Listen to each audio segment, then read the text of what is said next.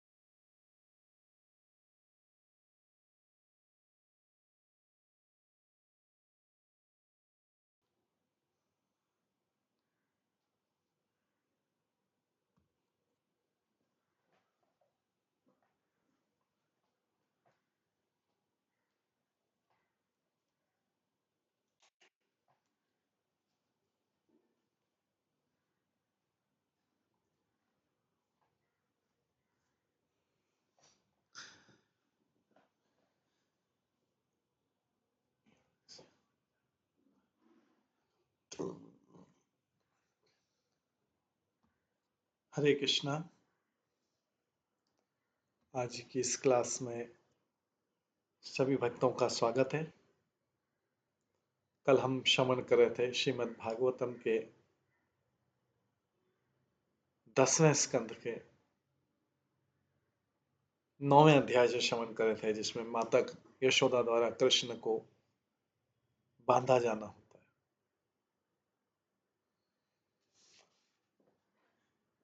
हमने श्रवण किया था कि जब माता यशोदा बालक को बांधने का प्रयास कर रही थी तो उन्होंने देखा कि बांधने की रस्सी 2 उंगली छोटी पड़ रही थी, अतः उसमें जोड़ने के लिए दूसरी रस्सी ले आई और अंत में कई रस्सियां लाके फिर भगवान को बांधने का प्रयास किया। लेकिन जब भगवान ने माता को थकारा देखा तो अपने आप को बांधने के लिए राजी हो गए।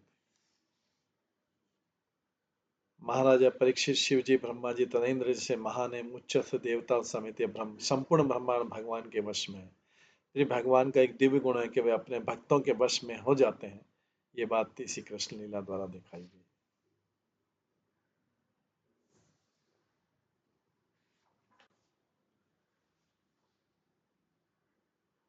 ये हमने माता यशोदा द्वारा बांधा जाना और उसके पश्चात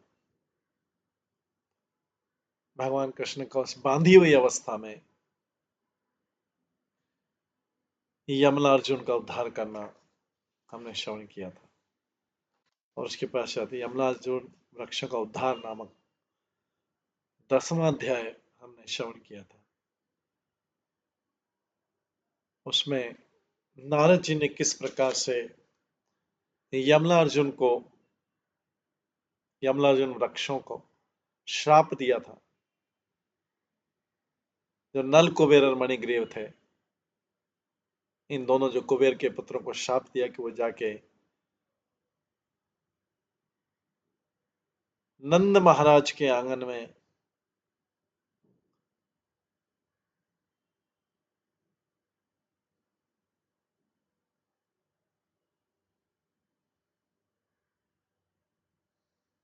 वृक्ष बन जाए।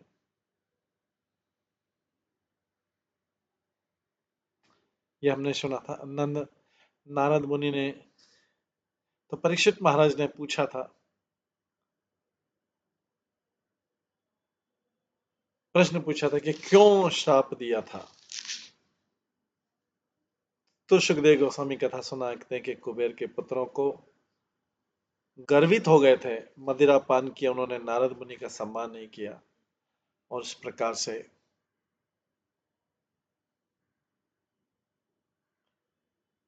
नारद मुनि ने उन पर विशेष कृपा करने तो उन्हें विशेष श्राप देना चाहा और इस प्रकार बोले। श्री नारद वाचा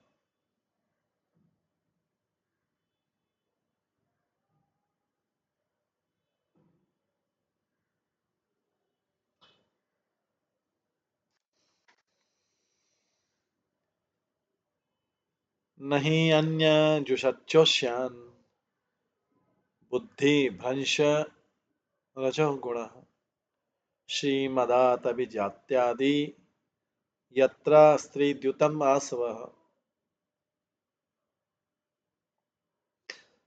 नारद मुनि कहते हैं, श्राप में कहते हैं उन दोनों से कि भौतिक भोग के समस्त आकर्षणों में से एक धन के प्रति आकर्षण, सुंदर शरीर, उच्च कुल में जन्म था, विद्वत्ता है, इन सब में से धन का आकर्षण बुद्धि को अधिक भ्रमित करने वाला है। यदि कोई अशिक्षित व्यक्ति धन से गर्व हो जाता है तो अपना समय धन, शराब, स्त्री तथा जुआ खेलने के आनंद में लगा देता है।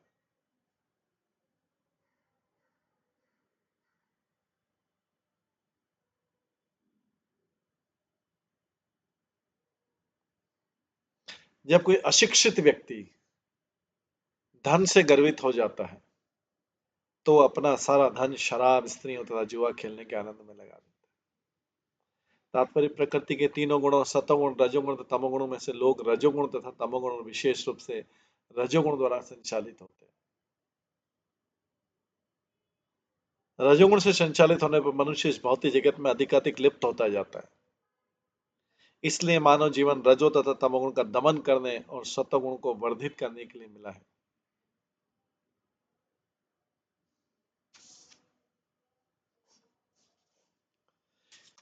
तदा रजस्तमो भावा कामलोभादियश्च चेत एतरेनाविद्धं स्थितं सत्य प्रसिद्ध थी। यही संस्कृति है कि रजोगुण तथा तमोगुण का दमन किया जाए। रजोगुण में जब मनुष्य को अपने धन का झूठा गर्व आता है तो अपना धन 3 चीजों में लगाता है, शराब में, स्त्रियों में और जुआ खेलने। इस युग में विशेष रूप से देखा जाता है कि जिसके पास अनावश्यक धन है उन 3 वस्तुओं में से खर्च करते हैं।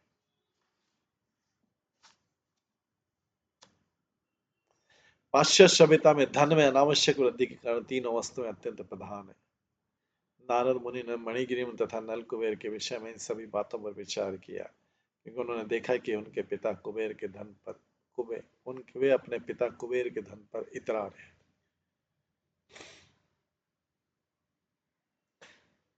हन्यन्ते पशवः यत्र निर्दये अजितात्मभिः मन्यमाने इमं देहम् अजर अमृत्यु नश्वरम्।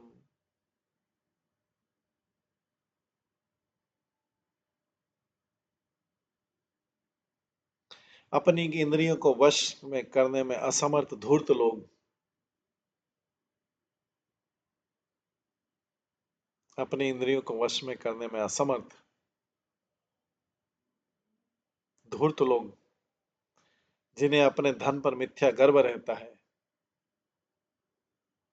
या जो राजसी परिवार में जन्म लिए रहते हैं, इतने निष्ठुर होते हैं कि वे अपने नश्वर शरीरों को बनाए रखने के लिए उन्हें अजर अमर सोचते हुए बेचारे पशुओं का निर्दयता पूर्वक वध करते हैं। कभी कभी वे केवल अपनी मौज मस्ती के लिए पशुओं को मार डालते हैं।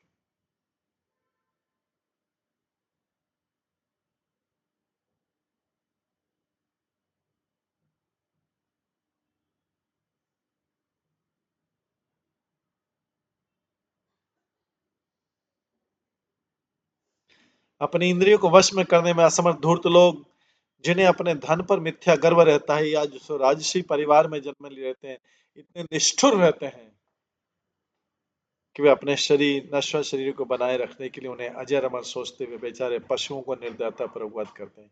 कभी कभी केवल अपनी मौज मस्ती के लिए पशुओं को मार डालते हैं। तात्पर्य, जब मानव समाज में रजो तथा तमोगुण की वृद्धि होती है तो अनावश्यक आर्थिक विकास होता है, जिसका परिणाम होता है लोगों का मदिरा, स्त्रियां तथा जुए में आसक्त होना। तब वे मद उन्मत्त होकर बड़े बड़े कसाई खाने चलाते हैं या फिर पशुओं का वध करने के लिए पर्यटन पर जाते हैं। वे भूल जाते हैं कि शरीरों को बनाए रखने के लिए चाहे जो भी प्रयास किए जाए, वही शरीर जन्म, मृत्यु, जरा तथा रोग से पीड़ित है।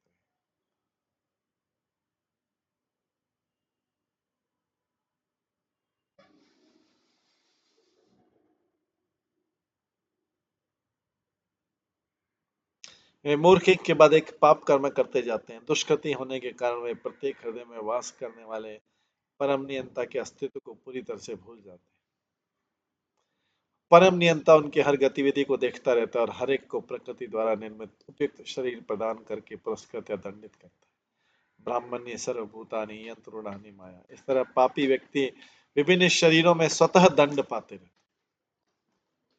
पापी व्यक्ति विभिन्न शरीरों में स्वतः दंड पाते रहते हैं।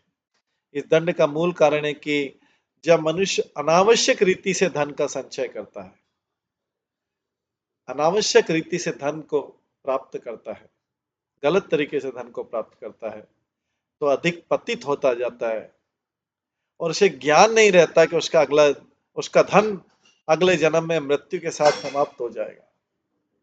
तो जिस भी गलत साधन से उसने धन प्राप्त किया है, उसका परिणाम उसे भुगतना पड़ेगा।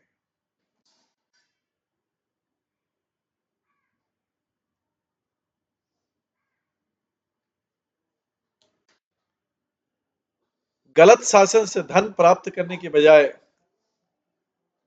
सड़क पर जाकर भिक्षा मांगना ज्यादा अच्छा है।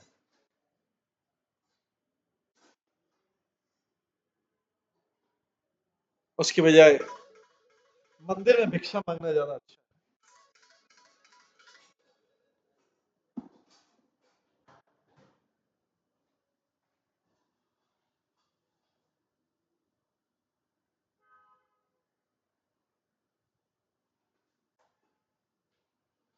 न साधु मन्ये यतात्मनोऽयम् असन्नपि क्लेशदास देह। इसी प्रकार से पशु हत्या भी वर्जित है कि तो हर व्यक्ति को कुछ न कुछ खाना पड़ता है। जीवो जीवस्य जीवनम। इसलिए हमें शिक्षा लेनी चाहिए कि किस तरह का भोजन करें और किस तरह अपने भोजन के लिए, पेट भरने के लिए किस प्रकार से प्रयास करें, क्योंकि अनावश्यक या गलत रीति से धन का संचय करना मनुष्य को और अधिक पतित कर देता है। ईशोपनिषद का आदेश है, तेन तक्ते न भुंजिता। मनुष्य के लिए जो भी नियत है, उसको जो भाग्य में उतना ही खाना चाहिए, वही खाना चाहिए।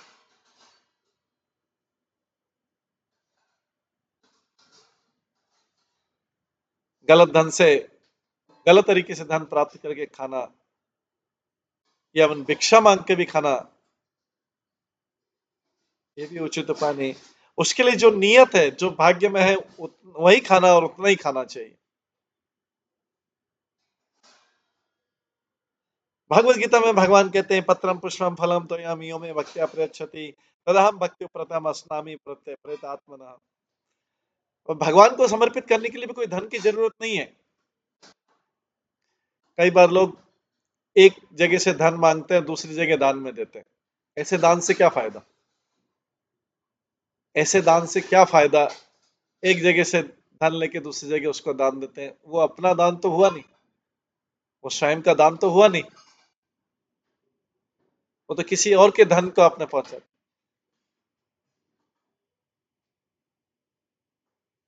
दान तो स्वयं का, अगर 1 रुपया भी हो तो दान वो ही कहता है जो अपने स्वयं के धन से किया गया।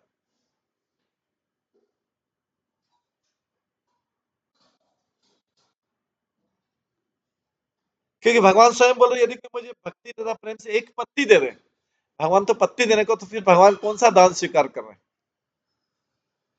एक से धन लेके दूसरे को दान दे रहे हैं। स्वयं का एक पत्ती भी हो, एक फूल भी हो और एक फल भी हो, जल अर्पित करो तो मैं उसे स्वीकार करता हूं। तो भगवान दूसरे के धन से दान क्यों स्वीकार करें? ऐसा कौन से शास्त्रों में लिखा है कि दूसरे से धन लो फिर अपनी तरफ से दान दो?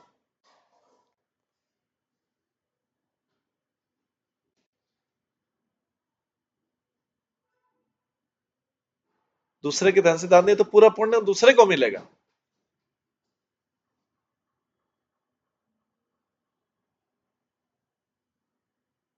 हाँ, अगर कोई मंदिर के भक्त के रूप में, मंदिर के भक्त जो मंदिर के, तो वो जो है मंदिर के लिए धन एकत्रित करते हैं, मंदिर के लिए करते हैं, तो दान देने के लिए करते हैं, तो मंदिर को लिख कर।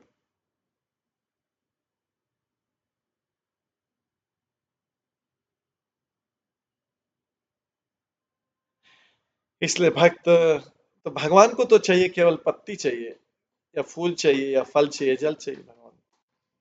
भगवान ने कहा बोला कि आप दूसरे से लेके मेरे को करो।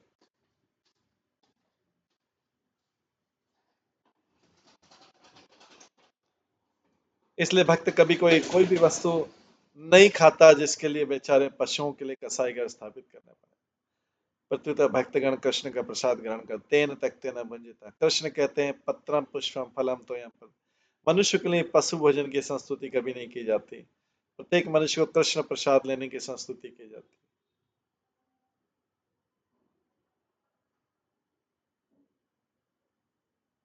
यज्ञ शिष्टाशन संतम उच्यन्ते सर्व के लिए बचे। यदि प्रसाद खाना प्रारंभ कर दिया जाए तो थोड़े बहुत पाप करने पर भी मनुष्य पाप कर्मों के फल से छूट जाता है।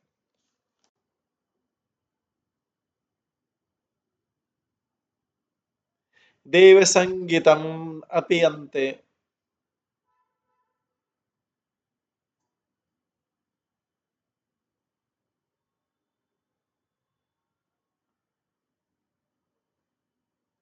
देव संगीतम अपि अन्ते क्रमे विट्ट भस्म संगीतम भत भूत ध्रुक तत कृते स्वार्थम किम वेद निरयत।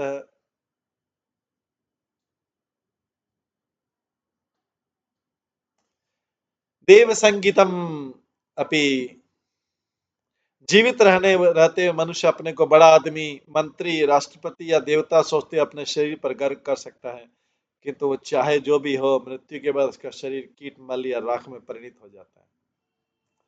यदि कोई व्यक्ति अपने शरीर की क्षणिक इच्छाओं की तुष्टि के लिए निरीह पशुओं का वध करता है, तो नहीं जानता कि उसे अगले जीवन में कष्ट भोगना होगा, क्योंकि ऐसे पापी को नरक जाना पड़ेगा और अपने कर्मफल भोगने पड़ेंगे।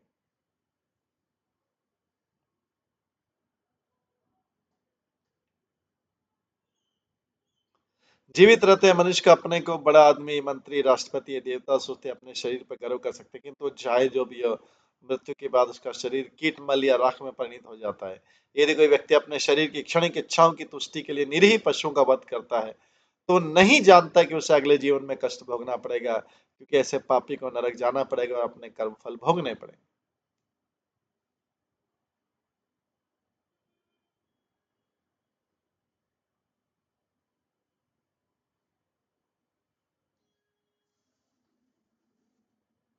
तात्पर्य श्लोक में क्रमी, विण, भस्म, ये तीन शब्द महत्वपूर्ण। यदि मृत्यु के बाद शरीर को जलाया नहीं जाता तो क्रमी बन जाता है, अर्थात उसे कीड़े खा जाते हैं, या फिर उसे चील तथा गीदड़ जैसे पशु खाकर मल बना देते हैं। जो अधिक सभ्य हैं वह मृत शरीर को जलाते हैं, जिससे भस्म बन जाता है, भले उस शरीर क्रमी, मल या राख में बदल जाए। मूर्ख व्यक्ति उसे बनाए रखने के लिए इस शरीर को, जो बाद में गीदड़ और पशु खा जाएंगे, उस शरीर को बनाए रखने के लिए अनेक पाप कर, उस शरीर को बनाए रखने के लिए इतने पाप कर। ये निश्चय सोचनीय है। मनुष्य का शरीर जीवस्य तत्व जिज्ञासा अर्थात आध्यात्मिक मूल्यों के ज्ञान के प्रकाश के लिए मिला है, अतः मनुष्य को चाहिए कि प्रामाणिक आध्यात्मिक गुरु की शरण में जाए। तस्मात गुरुम प्रपद्ये, तो गुरु के पास जाए। गुरु कौन है? शाब्दे परे च निष्णात। गुरु वह है जिसे पूर्ण दिव्य ज्ञान हो।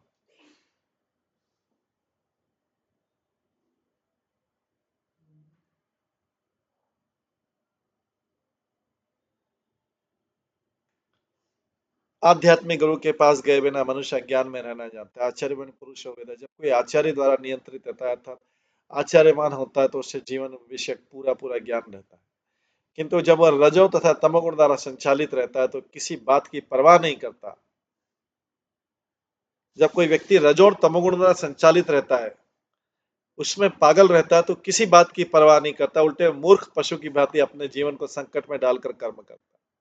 अपने जीवन को भी संकट में डाल के वो कर्म करता है, मूर्ख पशु की तरह। क्योंकि उसको कौन डायरेक्ट कर रहा है? कौन उसका दिशा निर्देश दे रहा है? उसका हेडक्वार्टर कहाँ है?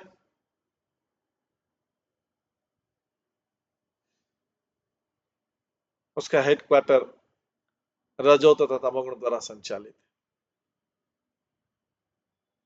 वहां से वो डायरेक्शन पाता है, और मूर्ख पशु की भांति अपने जीवन को संकट में डालकर कर्म करता है।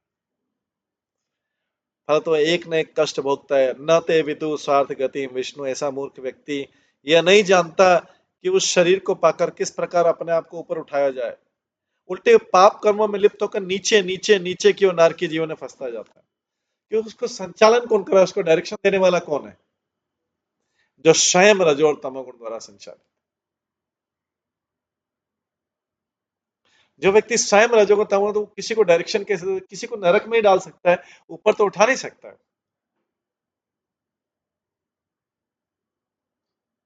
जब स्वयं में रजोगुण सत्वगुण रजोगुण तमोगुण में, वो दूसरे के ऊपर कैसे उठा सकता है?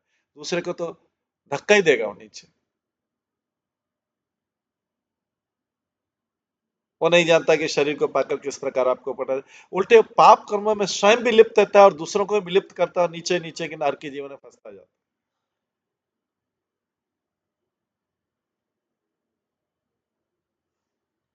देह किमन्न धातु, देह किमन्न धातु सम निषेक्तु मातु एव च, मातु पितु वा बलिन क्रेतु अग्ने शुन अपि वा।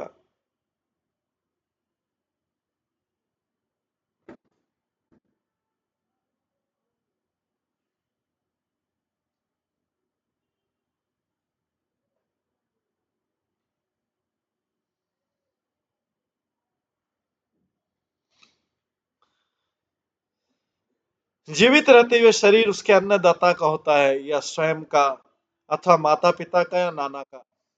क्या यह बलपूर्वक ले जाने वाले का क्या वह बलपूर्वक ले जाने का, इसे खरीदने वाले स्वामी का, उन पुत्रों का होता है जो इसे अग्नि में जला देते हैं? शरीर किसका होता है?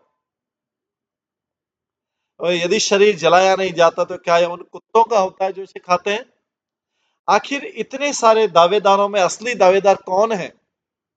इसका पता लगाने के बजाय पाप कर्मों द्वारा इस शरीर का पालन करना अच्छा नहीं है। क्रेतुरग्नेशनो अपिवा, कि शरीर किसका है, इसको पता लगाने के बजाय पाप कर्म द्वारा इस शरीर का पालन करना अच्छा नहीं है। चाहे व्यक्ति को भूखा मरना पड़े, भूखा मर जाए, भूखा मर जाए, लेकिन पाप कर्म द्वारा शरीर का पालन करना अच्छा है।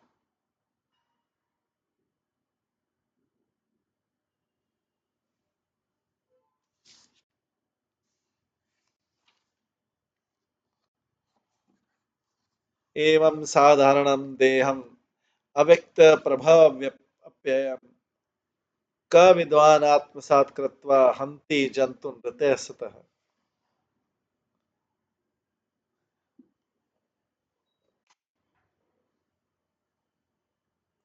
यह शरीर आखिर अव्यक्त प्रकृति द्वारा उत्पन्न किया जाता है, नष्ट होकर पुनः प्राकृतिक तत्वों में विलीन हो जाता है।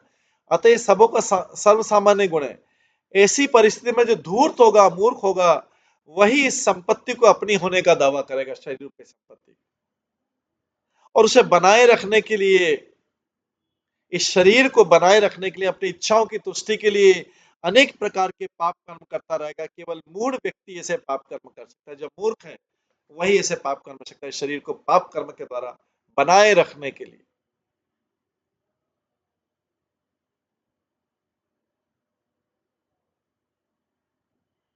कई धर्मों में एक एक महीने तक उपवास चलता है, ऐसा नहीं। तो व्यक्ति को ऐसे शरीर की चिंता क्या होनी चाहिए कि मेरा शरीर मर जाएगा कि अगर मैं खाना नहीं खाऊंगा तो? उसके लिए पाप कर्म करता है।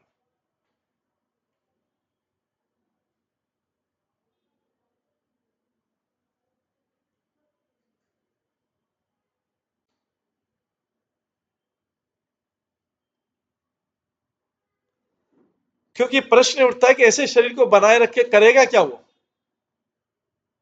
ऐसे शरीर को, पापी शरीर को खिला के करेगा क्या?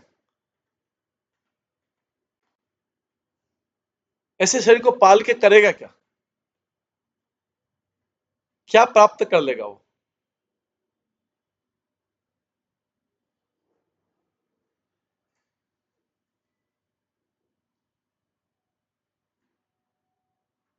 केवल मूढ़ ऐसे पाप कर्म कर सकता है। उस शरीर को पालने के लिए जिसको बाद में भस्म कर दिया जाएगा, या जिसको कुत्ते लोग खा लेंगे। क्योंकि श्लोक में आता है, यदि शरीर जलाया नहीं जाता तो क्या है उन कुत्तों को होता है जो इसे खाते हैं।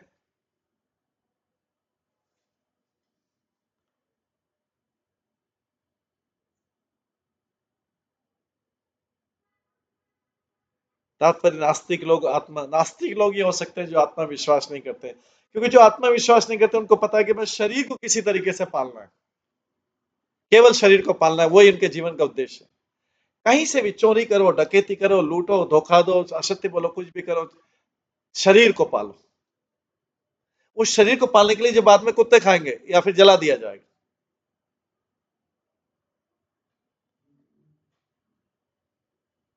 या फिर कीड़े खाएंगे, क्योंकि जब जमीन में डाल दिया जाता है, जैसे कईयों में गाड़ा जाता है, कईयों में ओपन फेंक दिया जाता है, और कईयों में जलाया जाता है। उस शरीर को पालने के लिए व्यक्ति कितने प्रकार के कर्म, पाप करना सोचता है। उस शरीर को पालने के लिए कितने पाप कर्म करता है।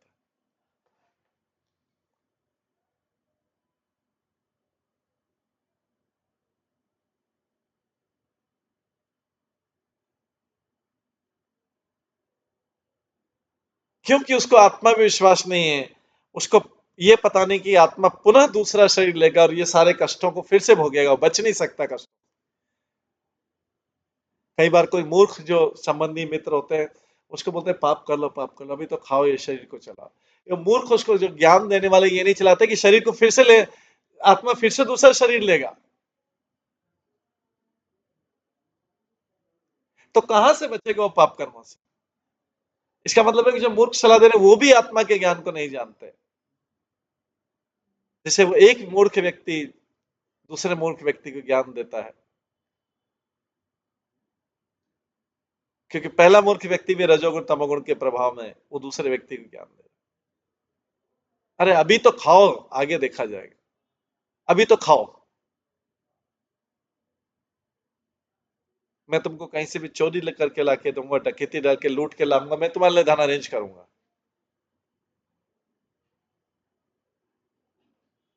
तुम अभी खाओ। इतना कॉमन सेंस है, कितना कॉमन सेंस है कि कोई व्यक्ति को लूट के खा के कैसे जाएगा, बचेगा कैसे पाप का धन का, जो उसका अपना नहीं है धन।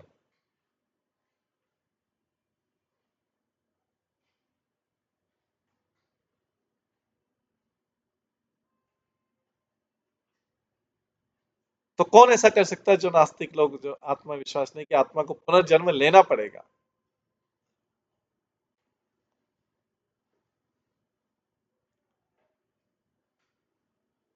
और कई लोग फिर शरीर को दुष्टों के पशु की व्यर्थ हत्या करके शरीर को पालते, शरीर को पालने के अलग अलग तरीके लोग ने अपनाते।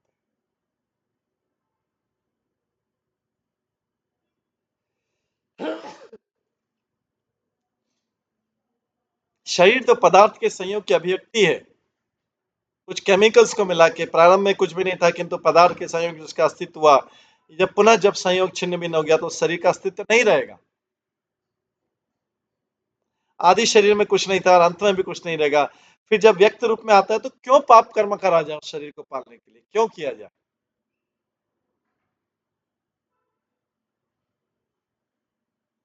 इस साधारण सा ज्ञान है, साधारण सा ज्ञान है।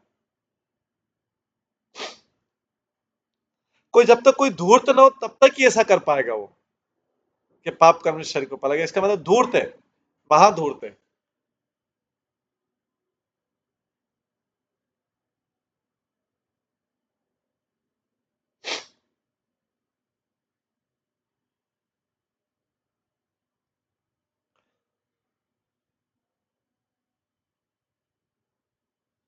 असतः श्रीमदंधस्य दानद्रियं परमंजनम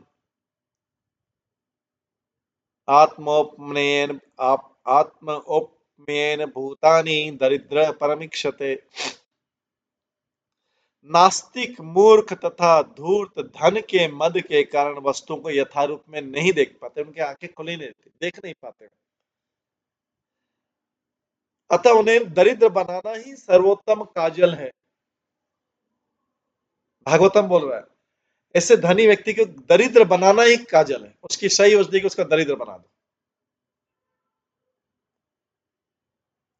जिसे वे आंखों में लगाकर वस्तुओं को उनके वास्तविक रूप में देख सकते हैं। और कुछ नहीं तो जो दरिद्र है वो इसका अनुभव तो कर ही सकता है कि दरिद्रता कितनी दुखद होती है। अतः कभी नहीं चाहेगा कि अन्य लोग उसी तरह, उसकी तरह दुखमय स्थिति में रहे।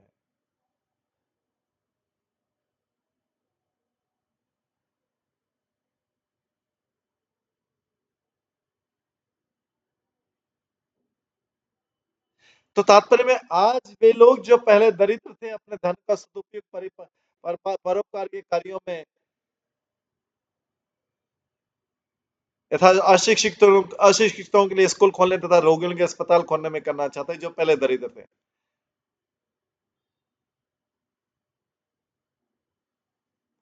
क्योंकि उनको पता है कि दरिद्रता, वो अब धन का सदुपयोग करेंगे उनको धन मिल जाएगा, तो क्योंकि पता है कि दरिद्रता कितनी दुखी है। इस संबंध में एक शिक्षाप्रद कथा है, जो पुनर्मुषि का भाव फिर से चूहा बन जाओ नाम से प्रसिद्ध है। फिर से चूहा बन जाओ। एक चूहा बिल्ली से अत्यंत तंग हो चुका, अतः साधु के पास गया, साधु से बोला उसे बिल्ली बना दो। जब चूहा बिल्ली बन गया तो उसे कुत्ता सताने लगा, साधु ने उसे कुत्ता बना दिया। जब कुत्ता बना तो शेर उसे सताने लगा, तो उसने साधु के पास गया, साधु ने शेर बना दिया। वो जब शेर बन गया तो साधु की तरफ ही खा के आने लग गया, जिसने बनाया था, साधु को घूरने लगा। साधु ने शाप दिया, फिर से चूहा बन जाओ, पुनः मूषक भाव। उसी ने बनाया इसको। कहां से? चूहे से बिल्ली, बिल्ली से कुत्ता, कुत्ते से शेर बनाया। वो साधु को ही खाने लगे। साधु ने बोला पुनः मूषक भाव, फिर से चूहा बन जाओ, योग्य नहीं हो तो। इसलिए जब कभी धनी व्यक्ति कोई योग्य नहीं होता तो उसको दरिद्र बना दिया जाए, और कोई दरिद्र व्यक्ति धीरे धीरे दरिद्र स्थान होकर भगवान की कृपा से अगर ज्ञान प्राप्त कर लेता है तो उसको फिर से धनी बना दिया जाए, जिससे वो अनेक परोपकार के कार्य कर सके, धन का सदुपयोग कर सके।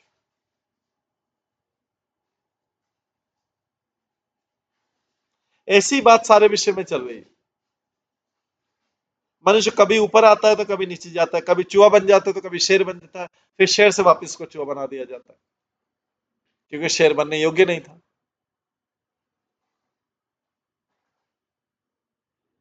ये चैतन्य महाप्रभु कहते हैं, ये ब्रह्मांड की चलता है, ब्रह्मांड भ्रमित कौन भाग्यवान जीव, गुरु कृष्ण प्रसाद पाए भक्ति रतन। ऐसा घूमता रहता जीव, शेर चूहा, शेर चूहा, शेर चूहा।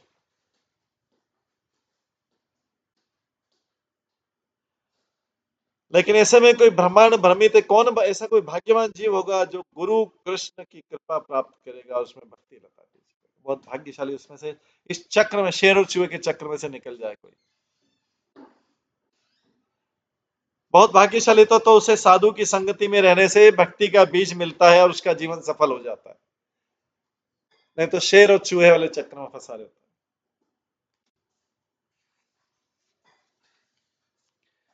नारद मुनि दरिद्रता के माध्यम से नल कुबेर तथा मणिगिरों को भक्ति के मार्ग पर लाना चाहते, वो उनको दरिद्र बना रहे हैं। धनी थे, धनी से दरिद्र, चलो दरिद्र बन जाओ वापिस।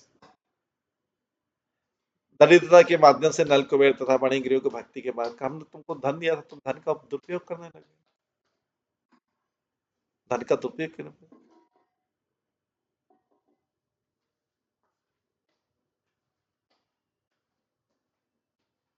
वैष्णव की कृपा ऐसी होती है, धनी को दरिद्र बना देते, दरिद्र को धनी बना देते, उलटफेर करते रहते। वैष्णव पद को प्राप्त किए बिना मनुष्य नेक नहीं बन सकता है। सही बात तो यह है कि वो परोपकारी तभी कहलाएगा जब वो वैष्णव बनेगा।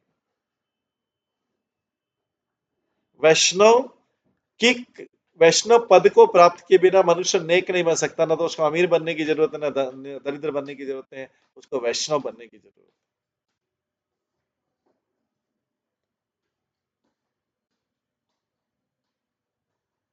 वैष्णव बनने की जरूरत। कोई बोलेगा अवैष्णव को नहीं बना सकते। अवैष्णव को कितना भी दंड क्यों न दिया जाए, अवैष्णव को कितना भी दंड क्यों न दिया जाए, कभी नेक व्यक्ति नहीं बन सकता अवैष्णव। तो इसका मतलब है कि अवैष्णव नेक हो ही नहीं सकता।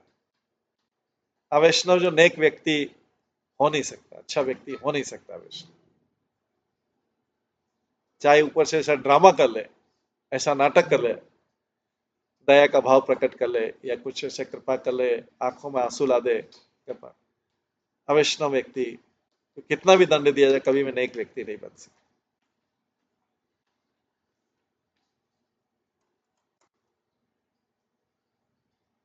यथा कंटक विद्यांग जंतो न इच्छति ताम यथाम, जीव्यस्याम्यम गतः निंगे न तथा विद कंटक।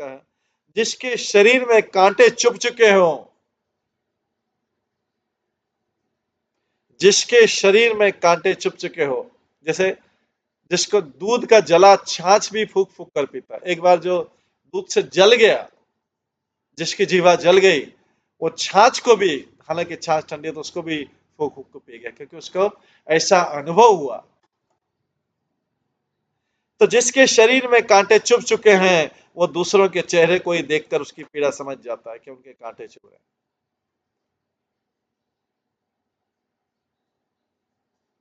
किसको पीड़ा है और कौन व्यक्ति पीड़ा होने का ड्रामा कर रहा है।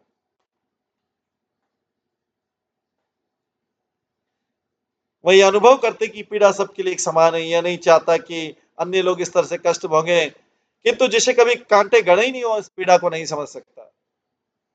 कहावत है, जिसने गरीबी का कष्ट झेला वही संपत्ति के सुख को भोग सकता है।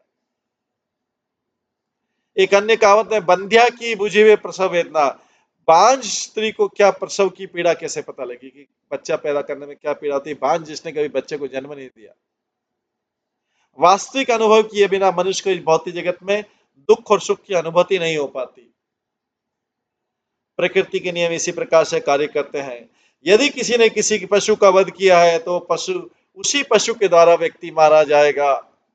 मटन ईटर और चिकन ईटर, इसका ध्यान रखें। यदि किसी ने किसी पशु का वध किया तो उसी पशु के द्वारा मारा जाएगा। ये मांस कहलाता है। मांस का अर्थ है मुझको तथा स का अर्थ है वह। जिस तरह मैं पशु को खाता हूं, उसी तरह वो पशु मुझको खाने का अवसर पाएगा। इसलिए प्रत्येक राज्य सत्ता में हत्यारे को फांसी देने का विधान है। हत्यारे पे दया करनी चाहिए क्या? मीट ईटर पे, चिकन मटन ईटर पे दया करनी चाहिए क्या? नहीं, प्रत्येक राज सत्ता में हत्या करने वाले को फांसी देने का विधान है।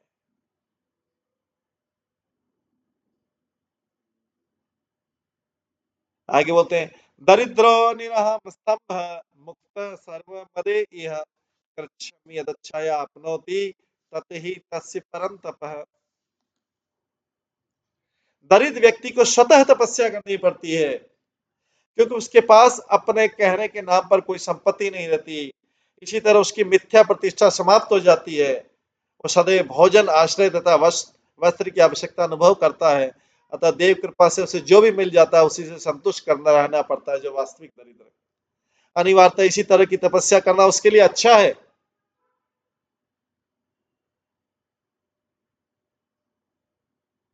अनिवार्यता इस तरह की तपस्या करते रहना उसके लिए अच्छा है, क्योंकि इससे उसकी शुद्धि हो जाती है और मिथ्या अहंकार से मुक्त हो जाता है।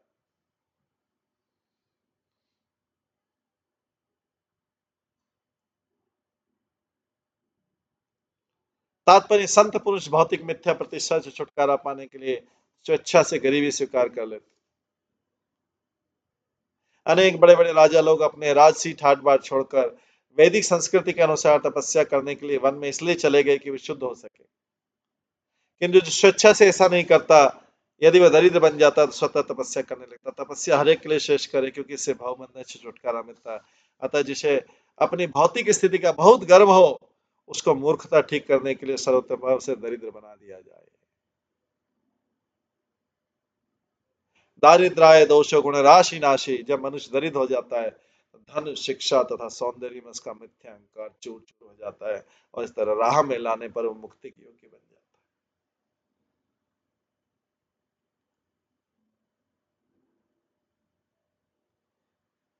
है। नित्यं क्षुत्क्षाम देहस्य दरिद्रस्यान का दक्षिण इंद्रियाण शुष्यन्ते हिंसा पे विनिवर्तते। दरिद्र व्यक्ति सदैव भूखा रहने और पर्याप्त भोजन की चाह करने के कारण धीरे धीरे क्षीण हो जाता है। अतिरिक्त बल न रहने से उसकी इंद्रियां सतह शांत पड़ जाती हैं। इस तरह दरिद्र मनुष्य हानिप्रद ईर्ष्यापूर्ण कार्य में अशक्त होता है। वो फिर ईर्ष्यापूर्ण हानिप्रद कार्य नहीं कर पाता, क्योंकि शक्ति क्षीण हो गई।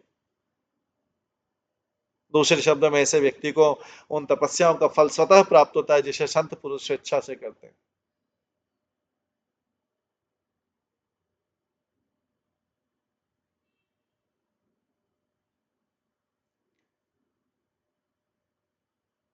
तात्पर्य, अनुभवी डॉक्टरों का मत है कि मधुमेह रोग, जो डायबिटीज अत्यधिक खाने से और क्षय रोग अति अल्प खाने से होता है, हमें न तो मधुमेह ही बनने, नहीं यक्षमाग्रस्त होने की कामना करनी चाहिए। यादव अर्थ प्रयोजनम, हमें कम खाना चाहिए, शरीर को कृष्ण भावना में अग्रसर होने के लिए दुरुस्त रखना चाहिए।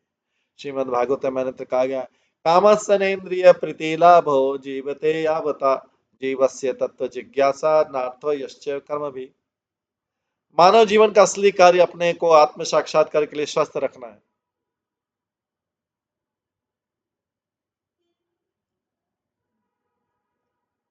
मानव जीवन इंद्रियों को वृथा हट्टा कट्टा बनाने के लिए नहीं है, जिससे वो रोगग्रस्त और लड़ाई झगड़े की भावना को लेकर ईर्ष्यालु बने।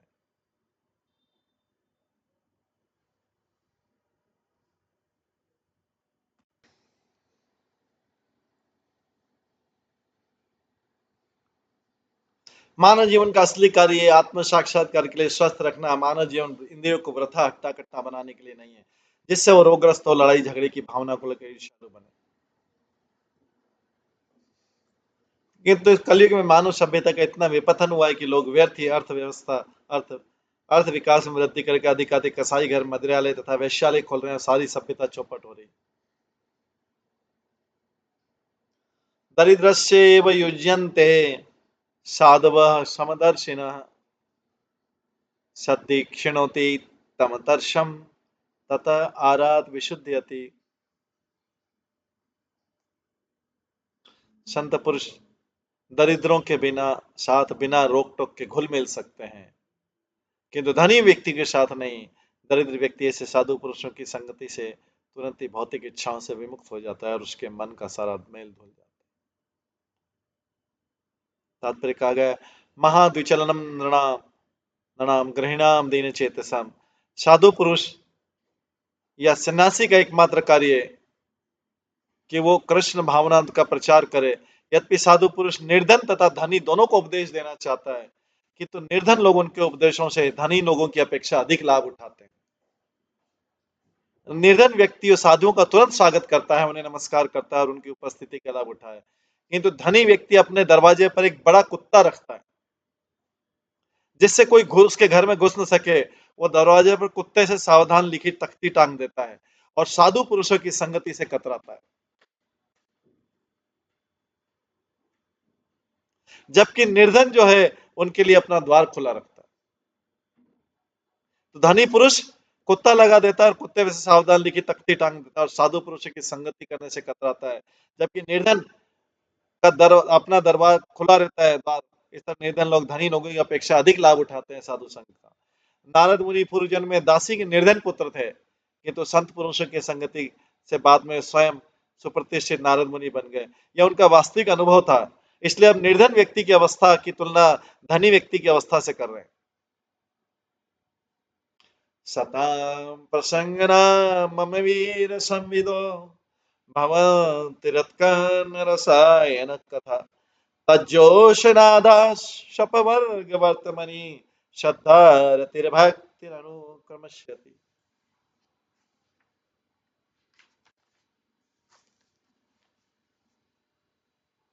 यदि किसी को संत पुरुषों की संगति का लाभ हो सके तो वह उनके उपदेशों से भौतिक इच्छाओं से अधिक अधिक रहित हो जाता है। यदि किसी को संत पुरुषों की लाभ हो सके तो वह उनके उपदेशों से भौतिक इच्छाओं से अधिक अधिक रहित हो जाता है। इसलिए संत पुरुषों की संगति करना चाहिए। कृष्ण बहिर्मुखया भोग वांछा करे निकटस्थ माया तारे जापटिया धारे। कृष्ण बहिर्मुखया भोग वांछा करे, जो कृष्ण से बहिर्मुख है उसको वो इंद्रियों के सुख के लिए तलाश करता रहेगा, और ऐसे में निकटस्थ माया तारे, माया उसको झपट लेती है एकदम। भौतिक जीवन का अर्थ है कृष्ण को भूल कर इंद्रिय तृप्ति की अधिकाधिक इच्छा करना है, भौतिक जीवन है। किंतु यदि मनुष्य को संत पुरुषों के उपदेशों का लाभ प्राप्त होता है और वह भौतिक इच्छाओं की महत्ता को भूल जाता है तो अपने आप शुद्ध हो जाएगा। संत पुरुषों के उपदेशों का बार बार लाभ उठा। चेतो दर्पण मार्जनम भव महादावाग्निर्वापणम। जब तक भौतिकतावादी व्यक्ति का हृदय शुद्ध नहीं हो जाता वो भव महादावाग्नि के कष्ट से छुटकारा नहीं पा सकता। साधुनाम समचित्तानाम मुकुंद चरणेशिणाम उपेक्ष्यो किम धन स्तंभे असिद्धि असताश्रय। संत पुरुष 24 घंटे कृष्ण का चिंतन करते रहते हैं, उनकी और कोई रुचि नहीं होती, तो फिर ऐसे लोग आध्यात्मिक पुरुषों की संगति की अपेक्षा करके क्यों उन भौतिकतावादियों की संगति करने का प्रयास करते हैं। उनको एक बार आध्यात्मिक पुरुषों की संगति मिल चुकी है, फिर भी वो भौतिकतावादियों की संगति करने का फिर से प्रयास करते हैं, बार बार प्रयास करते हैं तथा उन अभक्तों की शरण ले लेते हैं जिनमें से अधिकांश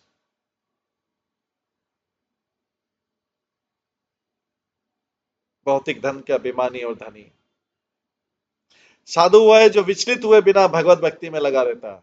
तितिक्षु कारुणिकासु सुहृदय सर्वदेही नाम अजात शत्रु शांता साधव साधु भूषण। साधु के लक्षण है वो सभी जीवों के प्रति सहिष्णु, सभी जीवों के प्रति सहिष्णु। दयालु तथा मित्र भाव रखने वाला, उसका कोई शत्रु नहीं था। तो कौन सभी जीवों के प्रति रख सकता है? भगवान की भक्ति के अलावा कोई सभी जीवों नहीं, तो सबका सेलेक्टेड सेट है, इसके ऊपर दया करना है, इसके ऊपर नहीं करना, इसके ऊपर करना, उसके ऊपर नहीं करना, इससे मैत्री भाव रखने से। क्योंकि साधु जी को देने के लिए क्या है? धन नहीं देने के लिए साधु जी के पास, साधु जी के पास क्या देने के लिए? भगवान की कृपा देने के लिए। क्योंकि धन देने में अपना और पराया होता है, लेकिन भगवान की कृपा देने में क्या दे? वो तो फ्री में बांटी जाती।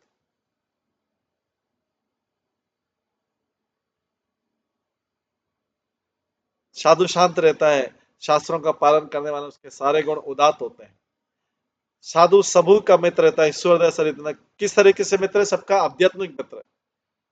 ऐसा नहीं कि वो साधु ऐसा है कि साधु उसका माना जाएगा, सबको अपना धन सबको बांटता रहता है।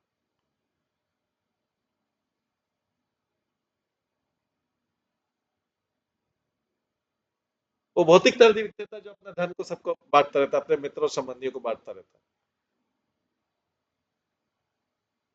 वो तो सेलेक्टिव हुआ, पूरे जगत को नहीं बांट सकता है।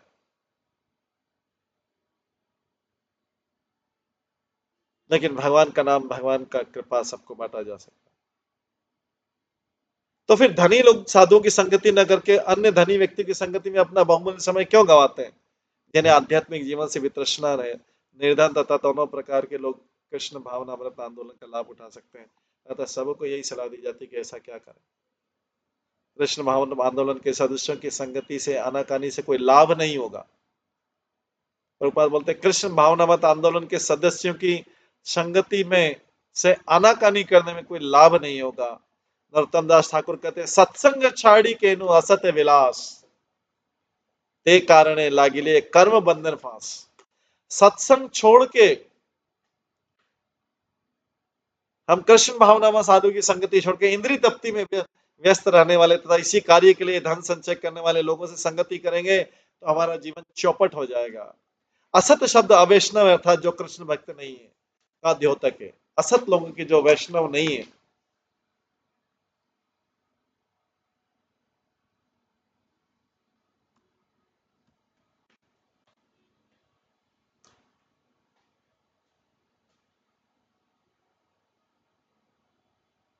असत शब्द अवैष्णव अर्थात जो कृष्ण भक्त नहीं है। वैष्णव मनुष्य को चाहे कि वैष्णव की संगति करे और अवैष्णव या असत व्यक्तियों के साथ मेल जोल करके अपना जीवन बर्बाद न करे, चाहे वो संबंधी हो, हमारे कितने मित्र हो, संबंधी रिश्तेदार हो, कुटुंबी हो। क्योंकि जैसे क्षण भर के साधु संग से व्यक्ति भगवान की भक्ति कर सकता है, ऐसे क्षण भर से अवैष्णव की संगति करने से व्यक्ति पूरा फिर से रजोगुण तमोगुण में चला जाता है। अवैष्णव के साथ मेल जोल करके अपना जीवन बर्बाद न करे। भगवत गीता में वैष्णव तथा वैष्णव का अंतर बतलाया। नमाम दुष्कृतिनो मूढ़ा प्रपद्यन्ते नराधमा माया पथ ज्ञाना आसुरम भावाश्रिता। जो कृष्ण की शरण में नहीं गया है वो सर्वाधिक पापी, दुष्कृति, धूर्त तथा सबसे नीचा व्यक्ति है। अतः मनुष्य को चाहिए कि कृष्ण भावना मत आंदोलन के रूप में विश्व भर में प्राप्त वैष्णव की संगति से कतराए नहीं, उनको अवॉइड नहीं करें। इस प्रकार से ये नारद मुनि उपदेश दे रहे हैं। किसको दे रहे? नलकुबेर मणिग्रीव को। अभी उनको एकदम दरिद्र बना देंगे, एकदम दरिद्र बना देंगे। कितना दरिद्र? वृक्ष बना देंगे, कपड़े भी पहनने के लिए नहीं रहेंगे, खाना तो दूर, कपड़ा भी नहीं रहेगा पहनने के लिए।